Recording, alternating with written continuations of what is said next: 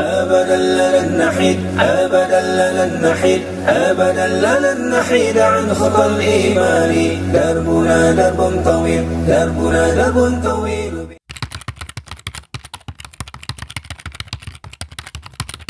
Kita mau ucapin terima kasih dulu apa namanya para sponsor kita pada hari ini, yaitu media online Fakta Integritas, Firebox Burger dan Coffee, Lux, Muslim Madani, ANI, Nasional Official, Biang Lebah, Kios Berkah, Nasi Hijrah, Dapur Buku, Meksika, Sultan SR12, Anhan Natural, Laebo, Pusat Alat Permainan Edukasi dan Lapangan Indonesia.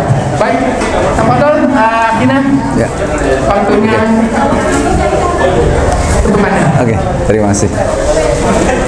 Bismillahirrahmanirrahim. Assalamualaikum warahmatullahi wabarakatuh. Waalaikumsalam warahmatullahi wabarakatuh. Alhamdulillah pada sore hari ini kita bisa bertemu di sini dan alhamdulillah pula kita diberikan nikmat sehat walafiat.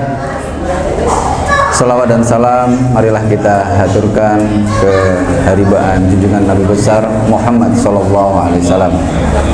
Kemudian saya perkenalkan diri, saya adalah Taufik Gunawan, saya dari Nasuha, lunas hutang hidup bahagia. Tadi Pak Gia ini benar-benar komplit. Apa yang ada di Nasuha itu diborong semua ternyata sama Pak Gia. Dan itu memang harus begitu. Pertama, tidak ada hukumnya nih pengusaha hutang riba itu akan sukses. Tidak ada. Karena apa? Pembicaraan kita adalah tentang dunia dan akhirat. Mungkin kalau kita bicara dunia saja ya banyak. Tadi seperti sudah diterangkan Pak Gia bahwa semuanya diberikan semuanya sama Allah. Baik yang non muslim, muslim diberikan semuanya, yang sipit gak sipit diberikan semua. Tapi kita diberikan untuk dunia dan akhirat, makanya spesial nih.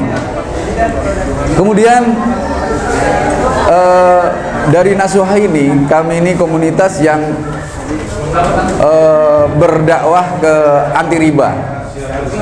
Jadi kita ini aslinya latar belakangnya adalah orang-orang yang bermasalah. Orang-orang yang bermasalah tentang hutang, khususnya hutang riba. Nah, kita akhirnya berkumpul, akhirnya alhamdulillah dengan ibadah-ibadah yang back to basic. Aslinya itu kita ibadahnya nggak rumit-rumit amat, Pak. Tapi kita cuma back to basic seperti orang tua kita jalankan dulu. Yang sekarang hampir semua sudah melupakan nasihat orang tua. Kemudian saya sedikit cerita tentang tadi Pak Gia bicara masalah bahwa pengusaha itu pertebal juga masalah sedekahnya. Itu fakta yang nggak boleh kita elakkan. Dari cerita saya pribadi, dengan saya bergabung dengan Nasuha ini banyak diberikan mentoring lah sama senior-senior saya. Bagaimana kita meluruskan niat dalam beribadah. Aslinya alhamdulillah sangat mudah sekali. Kebetulan saya dikasih yang sangat mudah sekali membayar utang. Dan saya yakin nih di ruangan sini ini udah nggak ada yang kena riba, ya kan? Nah, saya yakin udah di ruangan ini udah lunas semua dan tidak ada riba. Gitu. Harapan saya seperti itu. Karena apa? Ketika sekarang kita sudah mendengar nih, kita sudah mendengar tentang bahaya riba, bagaimana dosa riba, bagaimana sikap Allah ketika kita berbuat riba. Kalau kita sekarang masih melakukan itu, ya memang menjadi musuh besar beliau, Allah Subhanahu wa Ta'ala. Kalau kita masih melakukan hal itu, ya kita adalah musuh yang perlu diperangi sama Allah. Kemudian saya punya cerita mengenai hutang saya kaitkan, gandengkan dengan cerita Pak Gia tentang sedekah. Saya ini punya utang ratusan juta. Saya bingung. Saya adalah ex karyawan Freeport, Pak. Saya adalah dari Freeport McMoran Indonesia. Dan saya resign dari sana tahun 2020. Tahun 2020 saya resign dari Freeport Gara-gara saya ini profesi pekerjaannya yang, mohon maaf, dari semenjak pertama masuk itu tukang suap. Iswah. Saya ini tukang suap pejabat, saya profesinya. Dan saya kebetulan kok dikasih kelincahan kok dalam hal seperti itu. Akhirnya saya bertekad lah, resign dari sana. 3 kali resign saya nggak disetujui. 3 tahun resign dari 2017, 18, 19 nggak disetujuin saya. Karena kebetulan semenjak saya megang bagian itu tuh everything is okay gitulah, gitu kan. Dan kemudian saya nantang sama anak istri saya ketika saya mau berhijrah untuk tidak lagi melakukan itu. Kalau tidak keluar dari situ, saya tetap jadi penyuap. Akhirnya saya nantang istri, siap hidup susah. Anak-anak saya tantang semua, siap hidup susah. Istri saya khususnya, siap ya. Oke, saya ambil. Saya langsung resign. Orang lagi menangis cari duit, saya resign dari perusahaan besar. Nah, itu saya ambil resiko itu, dan benar ketika saya hijrah dari situ, ya susah, gitu kan. Mulai dah compang-camping, saya sempat akhirnya kena riba itu. Kena riba. Berkaitan dengan sedekah yang tadi Pak Gia sampaikan, kebetulan dalam saat susah itu saya membuat lapak sodakoh Jumat Barokah. Nah, di YouTube ada tuh, karena saya pengen jadi influencer ke arah situ. Saya membuat lapak sodakoh Jumat Berkah.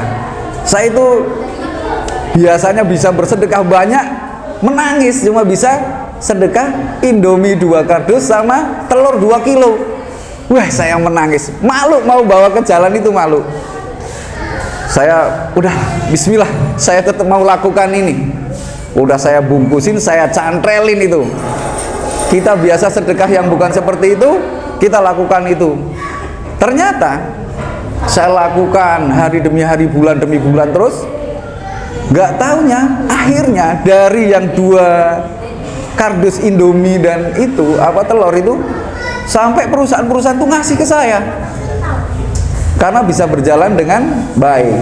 Nah, kemudian sampai besarlah itu lapak sodakoh Jumat Berkah yang saya kelola itu. Akhirnya udah yang tadinya cuma 20 bungkus 30, sekarang ratusan untuk menyebarkan ke penduduk di sekitar saya. Kemudian karena saya hutang, riba pula, saya takut. Udah kenal nasuha, tambah takut saya tentang riba itu. Akhirnya, Bun, rumah kita jual saja. Takutnya kalau mati besok saya masih punya utang riba. Akhirnya kita potret, Pak. Kebetulan rumah saya ini agak sedikit bagus, karena sebelah saya Jenderal Bintang 2, sebelah sana lagi ada Jenderal. Saya ada di tengah-tengah nih ceritanya. Saya potret sama istri saya gini, belakangnya rumah dijual. Orang kan pada bingung, ini kenapa nih kok rumah mau dijual, kayaknya bisa makan aja tapi kok mau dijual. Saya pengen melunasi hutang, dan saya kalau menjual itu saya nggak punya rumah, mungkin bisa beli lagi. Yang bisa saya ambil hikmahnya, ketika Allah menutup saya untuk mendapat rezeki, utang saya itu dibandingkan harta yang saya miliki rumah itu adalah, umpamanya saya punya 10 itu, hutang saya cuma 2. Bisa dong saya bayar ini ya, bisa kalau saya jual. Tapi kemelekatan kita, kadangkala orang berpikir mendingan dosa daripada nggak punya rumah. Nah, saya balik, saya mendingan sudahlah ini dijual, nanti insya Allah bisa beli yang lebih baik. Potret, pas lapak sodakoh Jumat Barokah, kemudian ada seorang bapak-bapak, saya bilang ke beliau, Pak, tolong dong rumah saya dijual. Loh, kenapa? Saya punya utang, dan utang itu utang riba di perbankan. Saya 29 bulan nggak bayar. Loh, kok sampai segitunya? Gitu kan? Iya, saya usaha gagal, gitu kan. Kemudian bapak itu, kok sampean kok bisa punya utang yang seperti ini? Saya nggak bisa beli rumah sampean, Pak. Dia bilang gitu kan. Loh, kenapa? Saya kan minta, daripada saya minta saja kan. Akhirnya saya minta dijual. Wah, saya nggak berani Pak beli rumah Pak Taufik, saya nggak berani. Saya nanti saya dicap dolim kalau beli rumah Bapak. Loh kenapa? Bapak kan marbot masjid. Nah, saya selepas dari Freeport itu Pak, saya cuma bercita-citanya hidup kaya jadi marbot Pak. Ceritanya hidup kaya pengen jadi marbot gitu kan. Tapi cita-cita kayanya kan belum. Yang paling mudah adalah jadi marbot, ya kan? Udah. Ternyata Bapak itu bilang begini, udah Mas, coba ke bank dihitung yang paling ini dah, utangnya berapa. Oh siap Pak, nanti sertifikat setelah lunas saya kasih Bapak, gitu kan. Udah nggak usah dulu, yang penting kamu lakukan dulu. Benar, saya ke perbankan dengan ilmu yang rekan-rekan Nasuha ini diajarin bahwa kita harus stop ribanya, hilangkan dendanya, semuanya hilangkan, semua yang masuk riba kita lunaskan. Ternyata betul, sudah saya bisa melalui proses itu. Saya ke Bapak itu lagi, Pak, ini utang saya segini. Langsung, ya sudah, nanti hari Senin saya bayarin. Oh ya Pak, nanti setelah saya dibayarin, sertifikat saya serahkan ke Bapak, gitu kan. Udah nanti aja, yang penting dilunasin. Utang saya ratusan juta itu Pak, dilunasin sama beliau Pak. Blek. Terusan saya pulang, setelah beberapa hari proses sertifikat, saya pulang bawa sertifikatnya. Saya berikan ke beliau, Pak, ini sertifikat rumah saya. Yang penting saya nggak punya utang riba. Beliau itu dengan, udah, itu hadiah buat Pak Taufik. Waduh, saya itu tersungkur. Saya cuma ingat itu Pak Gia, kegiatan lapak sodakoh yang saya lakukan itu. Memang di hal-hal lain yang mendukung saya. Ini kalau untuk keluarga saya membayarin utang ratusan juta saya juga tidak mungkin untuk membayarnya gitu kan. Nah ini didatangkan orang seperti itu membayarinya 100% begitu. Nah kemudian kita tetap istiqomah untuk memperbaiki sholat kita, pokoknya perbaiki semua. Ternyata ilmu-ilmu dasar yang sekarang tren tentang syariah ini sebenarnya orang tua kita dulu mengajarkan semuanya, cuman kita ini bader gitu aja, bader banget udah pokoknya. Disuruh ke masjid ya larinya ke empang gitu kan, suruh nyari ngaji ya nyari ikan gitu kan. Nah akhirnya seperti itu. Setelah kita kembali apa yang diajarkan ini, ternyata kita cuma back to basic saja begitu.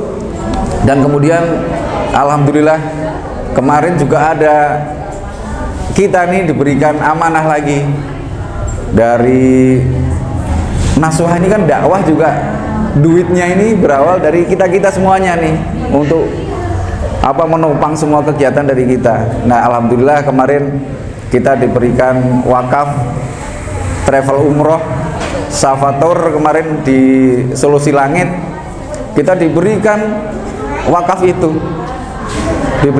itu, untuk menjadi apa nih sumber dana apa? Perdana. Ya, ini 100% untuk dakwah, profitnya adalah untuk dakwah dan pembangunan masjid pesantren mantap.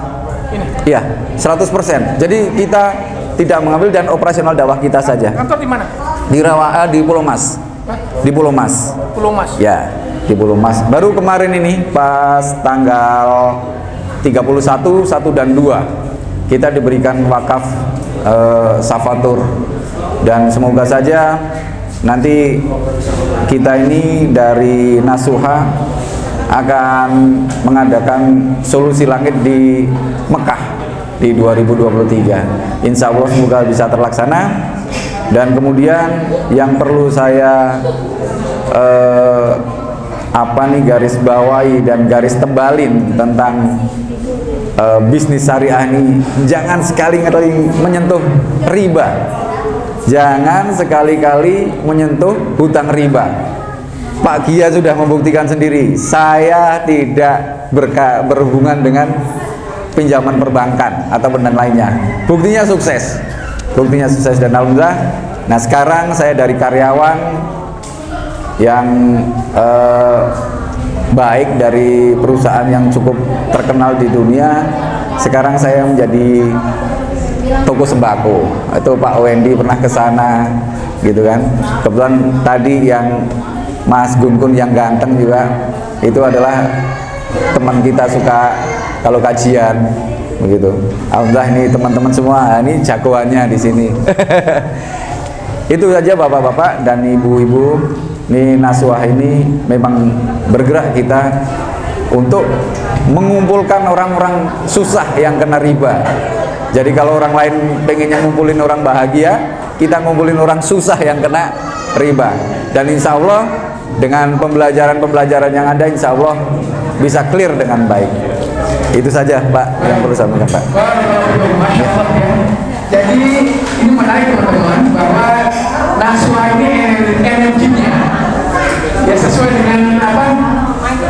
Sesuai dengan ayat Allah bahwa ya ayyuhalladzina amanu wajahadu ya ayyuhalladzina amanu hajatu wajahadu ya. Beriman lalu hijrah. Lalu habis hijrah dari riba nggak mau berhenti di situ ya. Membantu teman-teman saudara yang lain untuk berhijrah pula. Berhijrah juga, bebas dari riba. Betul, betul. Maka di situ masuk wajahadu jihad. Iya, betul. Baik, Masya Allah. Ini teman-teman, oke, saya mau tanya, siapa di ruangan ini yang masih punya hutang riba? Dapat hadiah dong, dapat hadiah. Siapa yang masih punya hutang riba? Ya, betul. Satu, ada yang masih punya hutang riba? Jujur. Masih punya hutang riba siapa? Saya masih tips cara bagaimana melunasi. Oh, enggak berapa totalnya? Modalnya ada lupa ya, makanya modalnya. Totalnya berapa? Kira-kira? Kalau total Kurang lebih 1 miliar. Wah, ini kalau 200 juta sebulan lunas nih harusnya. Ya. Ada ya? Berjuta ada aset. Amputasi aset. Baik, alhamdulillah teman-teman, kita buka sesi pertanyaan. Oke, silakan yang mau bertanya. Oke, mana? Ya. Baik. jangan lupa hadiahnya Pak. Assalamualaikum warahmatullahi wabarakatuh. Waalaikumsalam warahmatullahi wabarakatuh. Terakhir itu ketemu Nasrul itu di SDS Pak. Oh iya. Iya.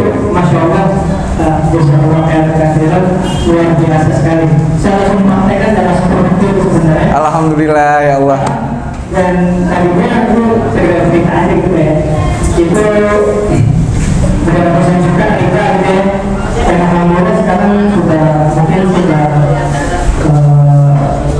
di bawah 10 lah. Masya Allah, alhamdulillah. Saya ingat itu pas waktu itu karena kan ada beberapa kalinya yang satu yang saya ingat itu dakwah. Ya. Itu langsung saya praktekkan Pak. Masya Allah, jadi saya cuma pengen menyampaikan beberapa hal terus kami kadang-kadang Pak yang lain kalau diingatkan kembali itu dakwah aja Pak. Iya, betul. Alhamdulillah, Il- dari awal ada yang mau bertanya? Ada, kalau nggak ada berarti tadi. Tuh, ilmu tertingginya itu dakwah tadi itu. Wah, ilmu tertingginya dakwah karena berbaginya ini loh. Berbaginya, jihadnya. Bapak, boleh. Waalaikumsalam. Saya Pak Erwin ya. jelas tadi ke belakang memang usaha saya itu menjalankan bahasa Jawa. Iya. Dan memang bertolak belakang lah dengan hati ya. Iya. Cuman pilihannya kan juga terus kalau kita mundur gitu. Iya. Ya pas corona kemarin sempat kita udah buang-buangin aset kan, udah buangin aset kan. Ya, saya kan punya rental mobil kan sampai 10 lah ya. Cuman cara kerjanya kita memang pakai listrik. Nah, pas corona kemarin, ini kan kita buang-buang gitu. Iya. Udah kita buang memang udah isi lagi kan. Nah, cuman yang ada sekarang dekat rumah kan aset. Iya. Jadi kita masih bersanding di bank ya. Itu sama dulu kita punya tempat tidur. Kita udah lupa kok nilainya. Iya. Kita mau bayar kemana juga kan lupa nih. Iya. Nah, untuk kartu kredit kan memang masih ada, cuman ini sudah dibukuin. Iya. Nah, gimana kalau utang-utang riba yang kita udah lupa, itu bayarnya gimana caranya? Kan kantornya kan ada video itu. Iya. Nah, itu mau saya tanya, yang utang-utang yang lalu kayak kita sudah lupa, gitu. Yang tercatat kan nih, kita tinggal ke bank nih, ya kan? Itu tadi, jadi gimana solusi kalau utang-utang yang sudah sudah lupa gitu, utang itu kan kalau yang masih tercatat bisa kita bayar. Aset memang sudah saya coba kan mau jual, cuma kan dari pihak anak-anak Iya. Iya. Iya. Alhamdulillah. Melunasi utang itu gampang. Dengan apa coba? Dengan membayar. Dengan membayar itu udah lunas. Tapi Pak, memang kalau urusan ke Allah itu extraordinary Pak. Gitu. Jadi nggak bisa kita kalau yang setengah-setengah tetap kurang. Gitu loh. Kalau dipikir saya cara mengambil dengan hidup yang enak sebenarnya gitu kan, kok saya ngambil resiko itu berat sekali Pak. Tetapi Pak, dari proses pembayaran hutang, pelunasan hutang, itu duit itu nggak cukup Pak. Duit semua itu nggak cukup. Kadangkala Pak, ada peristiwa ketika kita hutang 10 juta, kita punya aset 11 juta, berarti lunas dong kalau saya jual. Betul Bapak? Tetapi dalam prakteknya Pak, kalau Allah menghendaki udah dijual 11 juta, kita masih punya utang. Nah, makanya di kita ini Pak, yang kita tekankan dalam proses pelunasan hutang adalah perbaiki ibadah. Oh iya. Oke, kita cut dulu ya.